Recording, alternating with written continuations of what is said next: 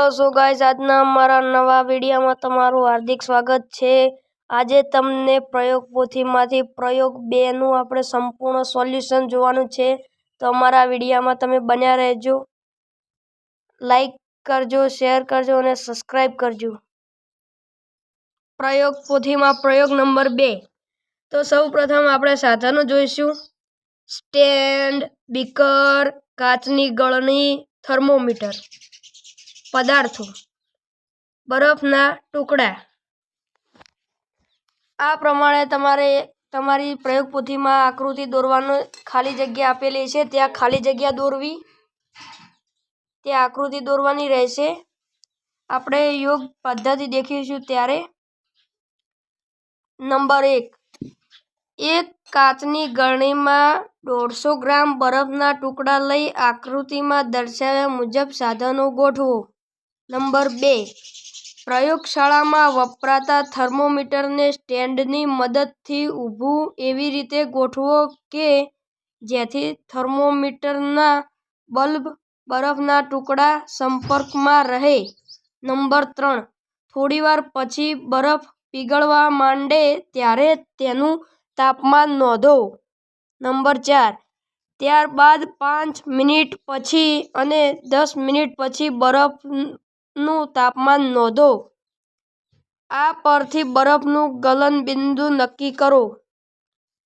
હવે આપણે પ્રયોગનું અવલોકન જોઈશું।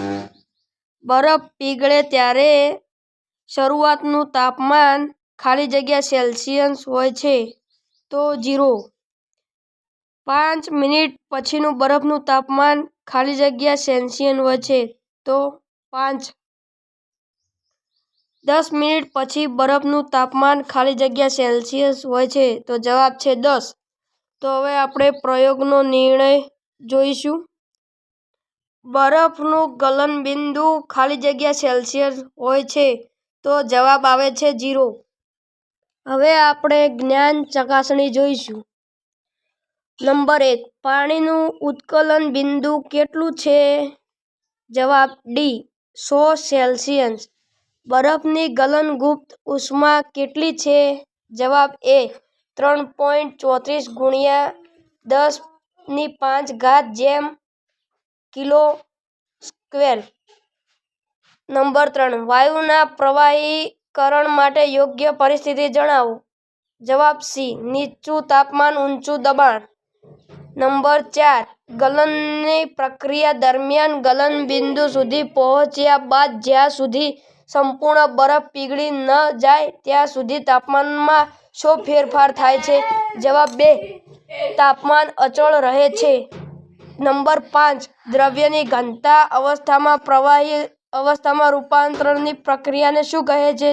જવાબ બી, ગલન। પ્રશ્ન 2, તફાવત 2 મુદ્દામાં આપો। ઘન અવસ્થા અને પ્રવાહી અવસ્થા। ઘન અવસ્થા: ઘનના ઘટક કણો વચ્ચેનું અંતર નહિવત હોય છે। 2, ઘનની સંકોચનીયતા ખૂબ ઓછી હોય છે।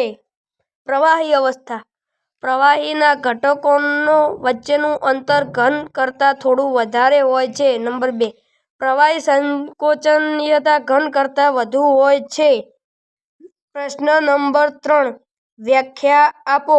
ગલનબિંદુ: જે તાપમાને ઘન પદાર્થ પીગળીને પ્રવાહી સ્વરૂપમાં રૂપાંતરિત થાય છે તે તાપમાન પદાર્થનું ગલનબિંદુ કહે છે। અમારો વિડીયો ગમ્યો હોય તો લાઈક કરો, શેર કરો અને સબસ્ક્રાઇબ કરો। જય હિન્દ, જય ભારત।